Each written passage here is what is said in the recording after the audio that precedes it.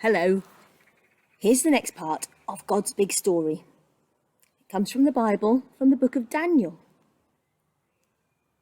Things were not looking good for God's people. They had been captured and taken far from home, and now they were slaves of the king of Babylon. But God had not left his people. He was with them, and he was looking after them. Daniel loved God and obeyed him.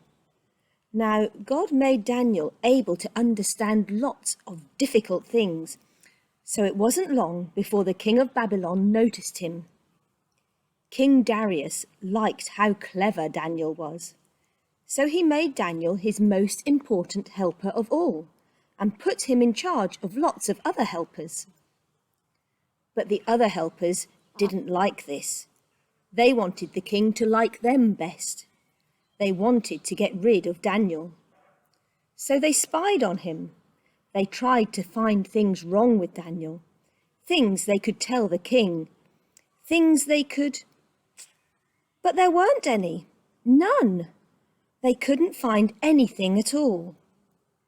Except there was just the one thing. Every day, 3 times a day, without fail, no matter what, Daniel went to his room, closed the door, and prayed. They smiled to themselves.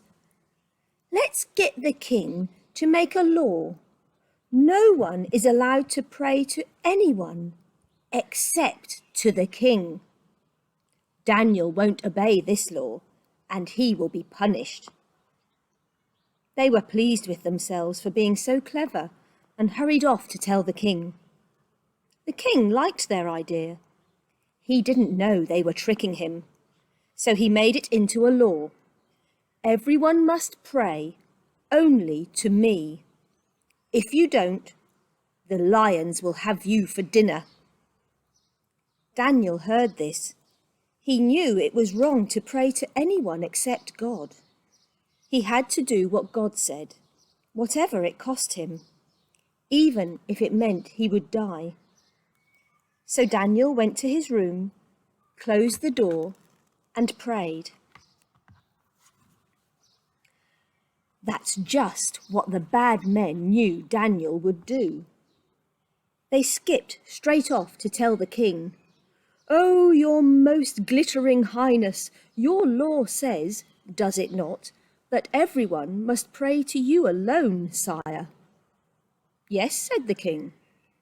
"Oh, majestical brightness, then correct us if we're wrong, but it would seem that Daniel is praying to God, not to you." The king was sad. He had been tricked. He didn't want to hurt Daniel, but he couldn't change his law. And so he let the soldiers throw Daniel to the lions.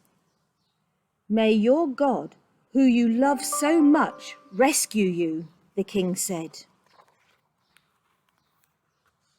The king went back to his palace, but he didn't sleep that night, not a wink. He tossed and turned until finally, at the first glimmer of dawn, he leaped out of bed and ran straight to the lion's den. "Daniel," he cried, "has your God rescued you?" "Yes," Daniel shouted. "God sent an angel to close the lions' mouths." And there, resting his head on Daniel's lap, was the biggest lion, purring like a little kitten.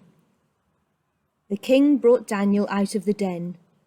"Look," he said, "Daniel doesn't even have a scratch." The king made a new law. Daniel's God is the true God, the God who rescues. Pray to him instead.